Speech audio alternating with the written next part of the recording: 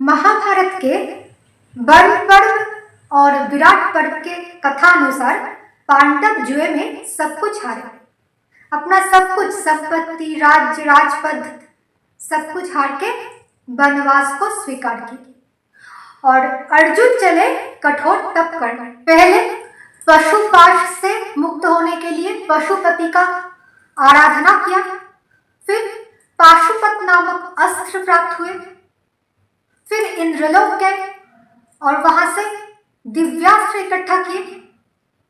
उसके बाद स्वर्गलोक में चित्रसेन के पास नृत्य का प्रशिक्षण लिया, नर्तन सीखा। नर्तन ही क्यों सीखा? हाँ, क्योंकि नर शरीर ही एकमात्र शरीर है जहां इस नाट्य मंच के रूपकताओं को, नट लीलाओं के व्यापकता रूपकताओं को कोई धारण कर पाएगा। और उसके उपरांत अर्जुन बने बृहन्नला, बृहत अनला, और विराट देश में गए। आकारिक उत्तर यानी कि उत्तरा को ये नर्तन का प्रशिक्षण दिया।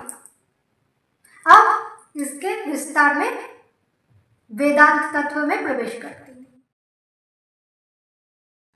जो साधक साधना करते करते एकदम चरम परम सीमा में पहुंच चुके हैं, वही आगे जाकर नर बनते हैं और नर बनने के उपरांत वो नटराज पद को आश्रय करके नटराज तत्व में स्थित होके नटवर के नाट्य लीलाओं को आस्वादन कर सकते हैं, देख सकते हैं।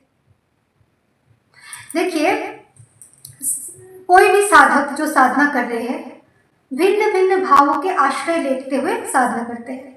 कोई घोर भाव, कोई दास्य भाव, कोई शांत, कोई वात्सल्य, कोई सा भी भाव हो, पर वो सारे भाव शुरू में अहंकार युक्त होता है। अहंकार रहित तो नहीं हो सकता ना, क्योंकि उसे पूर्णतः पता है वो कौन है, स्त्री है या पुरुष है, उनकी उपाधि क्या है, लिंग शरीर का उपाधि क्या है, उनके माता पिता कौन है, उनके घर परिवार, सब कुछ उसे उस अहंकार के वजह से, अहम वृत्ति के वजह से पता रहता है। अब जैसे जैसे साधना आगे बढ़ती रहती है उसके आनंद की सीमा भी बढ़ता रहता है। जैसे चक्र के आनंद, चक्र के अनुभव का आनंद, सिद्धियों का आनंद, जिसे आप महाभारत में इंद्रप्रस्थ शब्द से जानते हैं। ये इंद्रप्रस्थ है, ये सब आनंद जिसे छीन लिया जाता है। साधक तो स्वयं त्याग नहीं कर पाता, तो गुरु और भगवान छीन लेते हैं ताकि वो अंतर्मुखी होकर अपने अंतर मन के वन में जाके रमण करे, उस आनंद में, उस परमात्मा के आनंद में डूबे। तब जाके वो गुरु कृपा से संन्यास पद को प्राप्त होते हैं, संन्यास पद में स्थित होते हैं।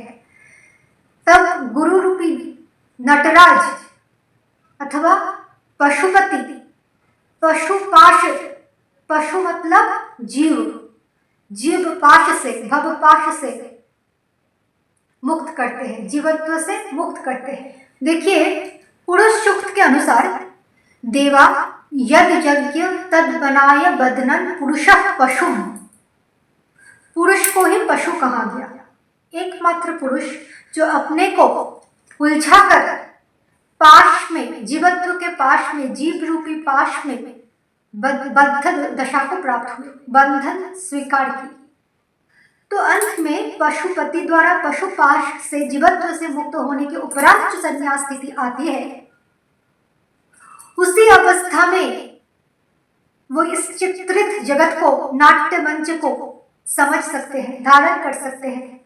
अर्जुन बन के जो कुछ भी वो अर्जन किए इस चित्रित संसार में, वो सब कुछ उसे धारण करना है। इसीलिए वो नर, वो महापुरुष अब संन्यास तत्व को प्राप्त होके आते हैं इंद्र सभा, और इंद्र सभा में आके चित्रसेन और उर्वशी से नर्तन का शिक्षा लेते हैं। यहाँ हमें तीन तत्व को समझना है, एक इंद्र, एक चित्रसेन और एक उर्वशी। अब देखिए, इंद्र का अर्थ क्या होता है। वेदांत के अनुसार इंद्र हमारे भुजाओं का, बाहु का देवता है। जो कि ग्रहण करता है। हाथ का काम है ग्रहण करना, सारे ग्राह्य पदार्थ को ग्रहण करना। ठीक उसी प्रकार चित्त भी सारे ग्राह्य पदार्थ को, वस्तुओं को ग्रहण करते हैं, धारण करते हैं। अब देखो, वो महापुरुष तो इंद्रत्व के जो अहम है, इंद्रप्रस्थ छीन लेने के साथ साथ वो अहम भी नष्ट हो गया। अब जो इंद्रत्व है, इंद्र सिंहासन में आके वो बैठ के इंद्र के साथ, वो इंद्रत्व को स्वीकारे नहीं, अहंकार रहित इंद्रपद है ये, इंद्र को प्रणाम करते हुए बैठे। अब यहाँ आके चित्रसेन के पास नृत्य का शिक्षा लेते हैं। अब ये चित्रसेन कौन है? देखो, ये चित्र जगत कहाँ से प्रकट हुई? चित्त से। चित्त से मन, फिर एक मन अनंत मन में परिव्याप्त हुए, खंड खंड विभाजित हुए। ये एक समष्टि मन है जिसे मनु कहा जाता है। उस समष्टि मन के मैनिफेस्टेशन से अनंत अगणित मन बने।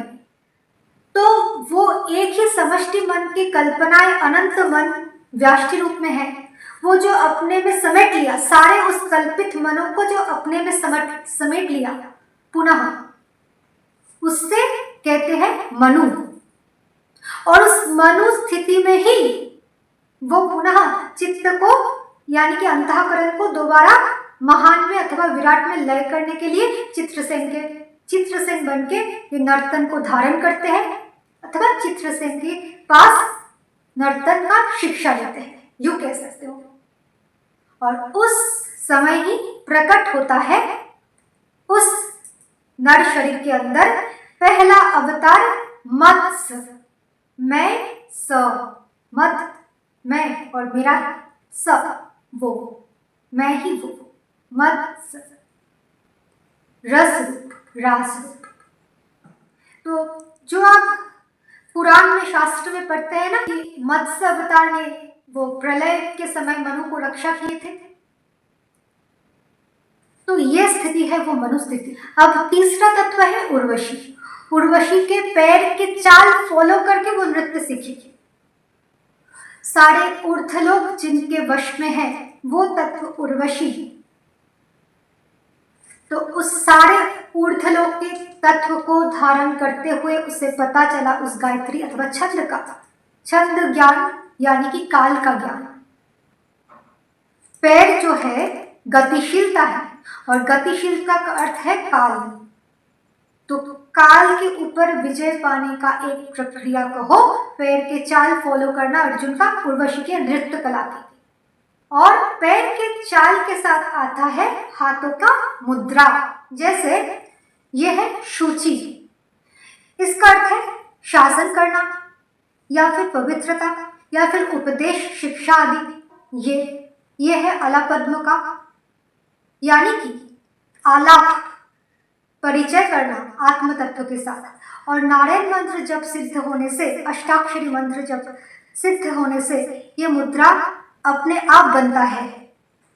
ठाकुर परमहंस को अपने अलापद्म की मुद्रा में देखे होंगे। और आता है जैसे पताका। पताका देवदर्शनीय मुद्रा होता है। ये उंगलियों में कोई गैप नहीं रहता, ये 5 तत्व एक में समेट जाते हैं, एक परम तत्व में समेट जाते हैं, कारण अवस्था में ऐसे समेट जाते हैं, इसलिए ध्यान मुद्रा होता है। शिव पंचाक्षरी सिद्ध होने के बाद किसी किसी को ये कर्तरी मुखा, यानी कि भवपाश से मुक्ति, ये कर्तरी मुखा, ये मुद्रा अथवा शुचि का मुद्रा, ये सब अपने आप उंगलियों के खिंचाव से बनता जाता है। देखो, जब एक बच्चा पैदा होता है तब उसका हाथ फॉलो करना पहले इसी मुद्रा में रहते हैं, इसे मुष्टि कहा जाता है। तो पहले पैदा होते ही वो मुद्रा पकड़ लिए। उसका पैर देखो जैसे मत्स्य के रूप में है।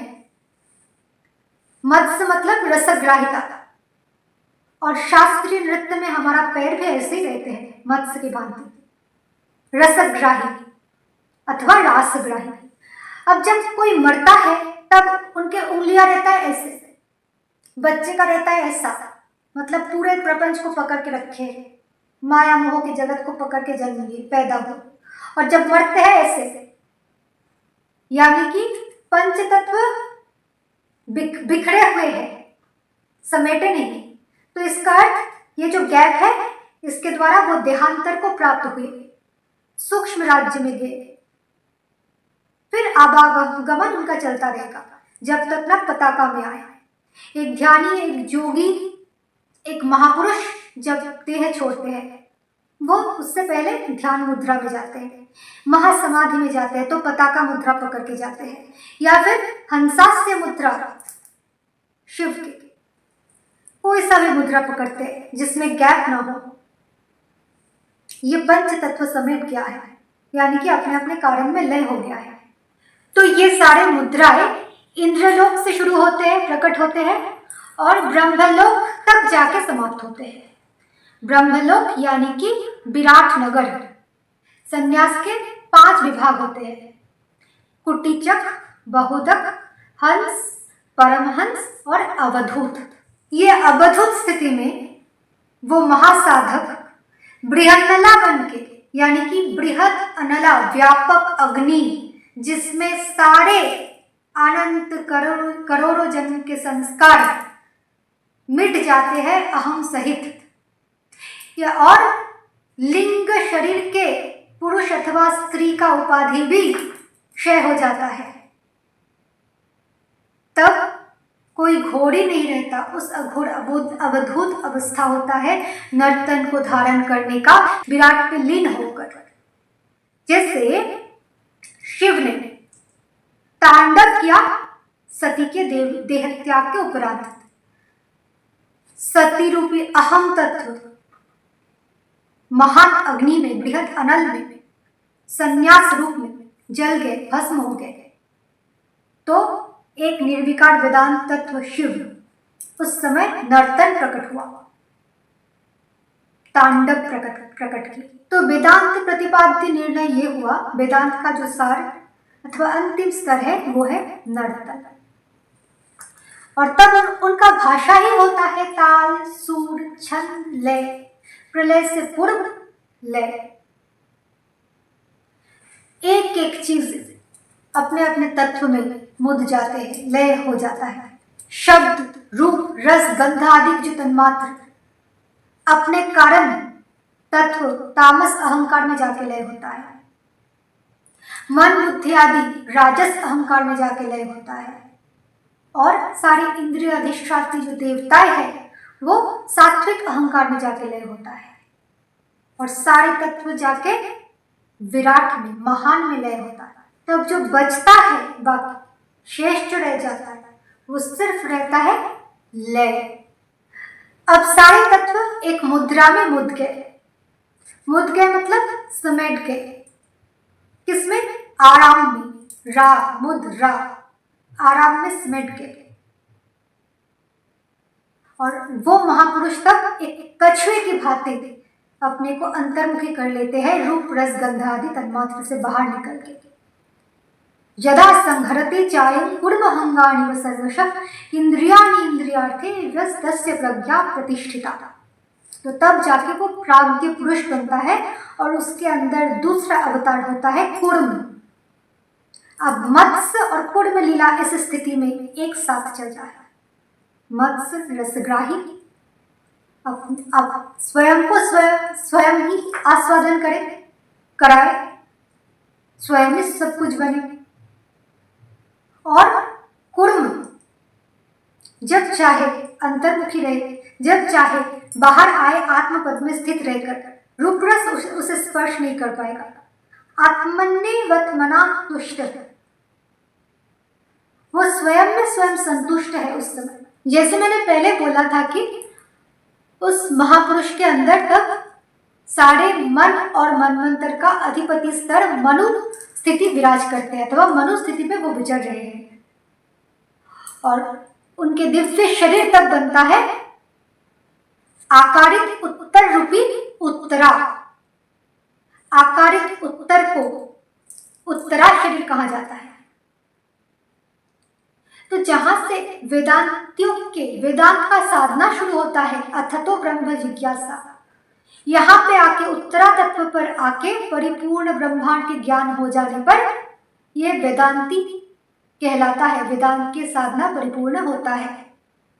तो ये उत्तर केवल ब्रह्म जिज्ञासा का ही उत्तर नहीं, ये ध्रुवलोक अथवा ध्रुव शाश्वत पद को भी दर्शाता है, जो हमारे सहस्त्रार को भेद करके ऊपर उत्तर की दिशा की ओर जाते हैं। तो ये वो शाश्वत अविनाशी ध्रुव पद भी है, ये स्तर। देखिए पुराण के अनुसार, कथा के अनुसार अगर हम देखें तो पहले हम मत्स्य अवतार ही पढ़ते हैं, फिर समुद्र मंथन कूर्म, फिर आता है ध्रुव कथा, ध्रुव चरित्र। तो ये जो नृत्य है ये कोई विनोदन का सामग्री नहीं, ये मृत्युलोक से पार होने का एक साधन है, वेदांत की अंतिम चरम परम रस है, रास रस है। सम से उत्पन्न ब्रह्मांड फिर इस नर्तन द्वारा, सुर द्वारा, ताल द्वारा फिर वापस सम में आके ही खत्म होगा।